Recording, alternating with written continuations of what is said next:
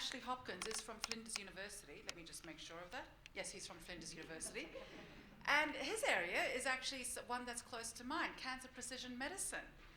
He's the 2021 Young Tall Poppy, and those awards have just been announced. So the 2021 Young Tall Poppies, they're nice and shiny and new. You can just see, they're gleaming with the brand new award. So you'll see that.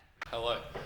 So I'm excited to come and talk today, and that was a very great introduction. So I hope I have a little bit more to add on top of that. But I would say I am feeling like I need a little bit more sleep. So I'm from Flinders, and I'm a research fellow at Flinders University. I'd like to acknowledge that Flinders University, or at least its main campus, is also on Corona land. As has been introduced, I am a pharmacist by kind of background and training, and through a serendipity and also kind of a passion to want to know more about the medicines that I was giving out to people on a kind of daily basis, I started to switch across to research, and it's led to a path of becoming a clinical epidemiology researcher. I'm not a mathematician. I am a pharmacist, but I do use an amount of kind of statistical techniques in what I do.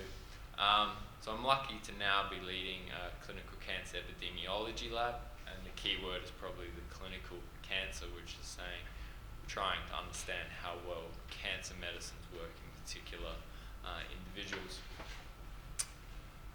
So I work in a precision medicines group, and we are driven by a wanting to unlock prediction strategies and breakthroughs which can guide the selection and the better use of treatments with a particular focus in cancer.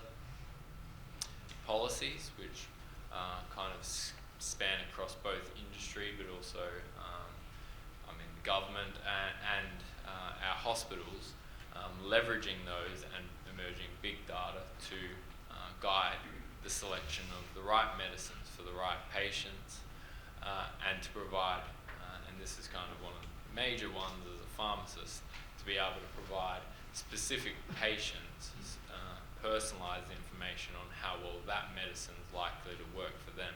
Because we've all had experiences where we've seen a particular medicine, like a COVID vaccine, be given to someone and someone may experience some side effects. Alternatively, there's other people who don't. So mine is about kind of understanding characteristics and data to try and work out ways in which we can provide better evidence on how specific medicines work for specific people. So the methods that we're using, we're in a unique kind of environment or time where we have emerging statistical machine learning approaches and also kind of artificial intelligence kind of mechanisms where essentially we just format data and then we tell the computer to make prediction models, as well as kind of this key part of hospitals getting better at having electronic health records, as well as our consumer groups that kind of that we work with who are advocating to the pharmaceutical industry that patients have enrolled in trials because they want future generations to know the best medicines that are there. So people are enrolling in trials because they want, to potentially have access to a medicine that may be better, but also are driving that they want future generations to have better treatments available to them.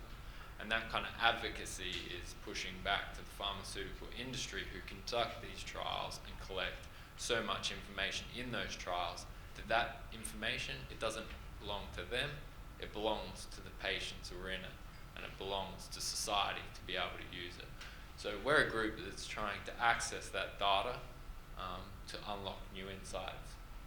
So another way of saying that is with large enough data, we have the potential to, for a specific patient who's considering a specific medicine, there'll be in that data someone that has, there'll be many people in that data have a similar set of characteristics, and the outcomes of that person are likely better representative of what's likely to happen to that person.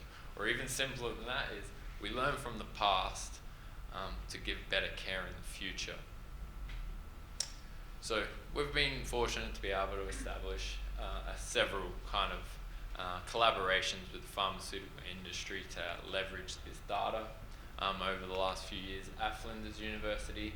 This is kind of forming a database that has approximately 100,000 patients' data from an advanced cancer space, and this has extraordinary potential, and I've kind of just included one one example of where the power of data and data mining and maths is unlocking insights as to way atezolizumab, which is an immune checkpoint inhibitor, which is kind of revolutionizing the way we're treating lung cancer, but at the same time everyone responds that concomitant medicines such as proton pump inhibitors and antibiotics can affect how well it works.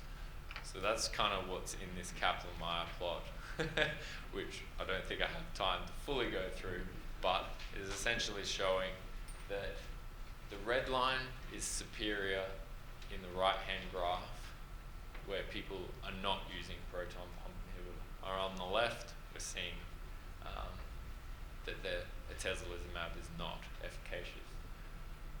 And then I just leave that I do like to cycle and participate in the Tour de Cure, and they have important messages around knowing that in our children, better than knowing how to use medicines is to just prevent cancer.